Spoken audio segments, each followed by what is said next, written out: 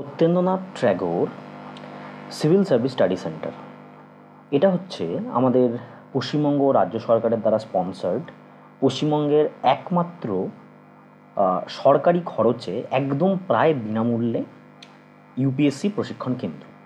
তো এটার আগের নাম ছিল এটিআই, অ্যাডমিনিস্ট্রেটিভ ট্রেনিং ইনস্টিটিউটের আন্ডারে সিএসএসসি, শুধুমাত্র সিএসএসসি ছিল সিভিল সার্ভিস স্টাডি সেন্টার। পরবর্তীকালে 2022 সালে এটার নাম চেঞ্জ করে করা হয়েছে Satyendranath Tagore civil service study centre. এবার এই স্টাডি সেন্টারে কিন্তু ট্র্যাক রেকর্ড কী, এখানে কতগুলো কোর্সেস হয়, কোর্স ফি কীরকম, কী কী ফ্যাসিলিটিস আছে, সব নিয়ে কিন্তু আমি একটা বেসিক ডিসকাশন করব, কেন এটা নিয়ে অনেক কোয়েরিজ আমার চ্যানেলে আসে, তো এই কারণে করবো। এবং তার সাথে সাথে এবছরের সত্যেন্দ্রনাথ ট্যাগোরের যে ট্র্যাক রেকর্ড রয়েছে, এই সেন্টারের ইউপিএসসিতে যে ট্র্যাক রেকর্ড রয়েছে, অর্থাৎ রিসেন্টলি ইউপিএসসির ফাইনাল রেজাল্ট পাবলিশ হয়েছে, সেই ফাইনাল রেজাল্টে Satyendranath Tagore civil service study সেন্টারের ট্র্যাক রেকর্ড সম্বন্ধেও কিন্তু আমরা আলোচনা করব, এবং কতজন এখান থেকে সাফল্য পেয়েছে, কতজন প্রিলিমস পাস করেছে, সব কিন্তু তোমাদের আমি ইনফরমেশন দেবো। তো ভিডিওটা শেষ অবধি দেখবে। প্রথমেই হচ্ছে what is SNT CSSC, Satyendranath Tagore civil service study centre. এটা হচ্ছে এফডি ব্লকে অবস্থিত, সল্টলেক সেক্টর 3-তে, ঠিক আছে, যেটা কলকাতার পাশেই রয়েছে, পার্শ্ববর্তী শহর বা বলতে পারো পার্শ্ববর্তী একটা ছোট জায়গা সল্টলেকের সেক্টর 3, সেই সেক্টর 3-তে রয়েছে এফডি ব্লকে। এটা actually NSATI, Netaji Subhash administrative training ইনস্টিটিউটের আন্ডারে একটা বলতে পারো একটা বিল্ডিংয়ের মধ্যে এই যে সংস্থা রয়েছে এসএনটি সিএসএসসি, সেটার কার্য সম্পাদনা করা হয়।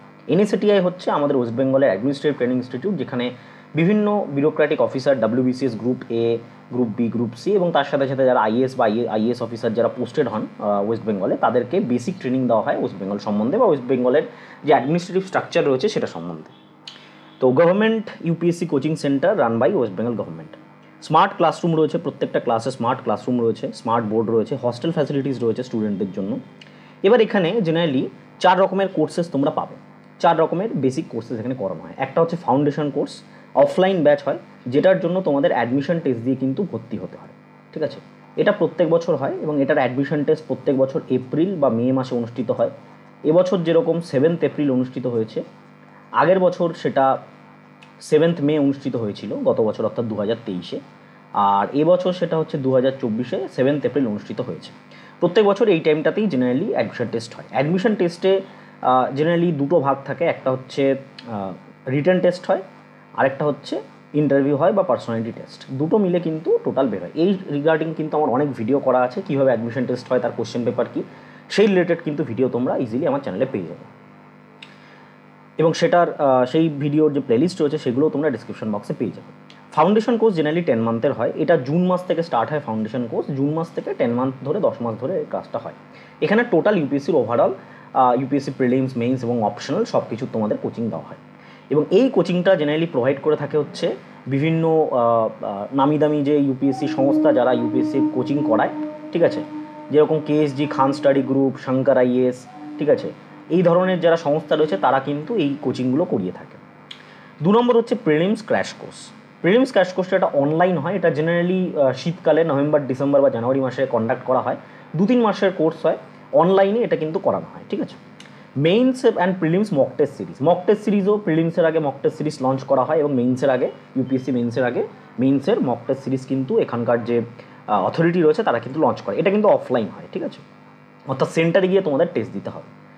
ইন্টারভিউ গাইডেন্সও থাকে। ইন্টারভিউ গাইডেন্স, তোমরা যদি কেউ ইন্টারভিউতে চান্স পাও, অর্থাৎ মেইনস ক্র্যাক করে যদি কেউ ইন্টারভিউর জন্য এলিজিবল হও, তাহলে তোমাদের কিন্তু 1-to-1 guidance, interview guidance provide করা হয়।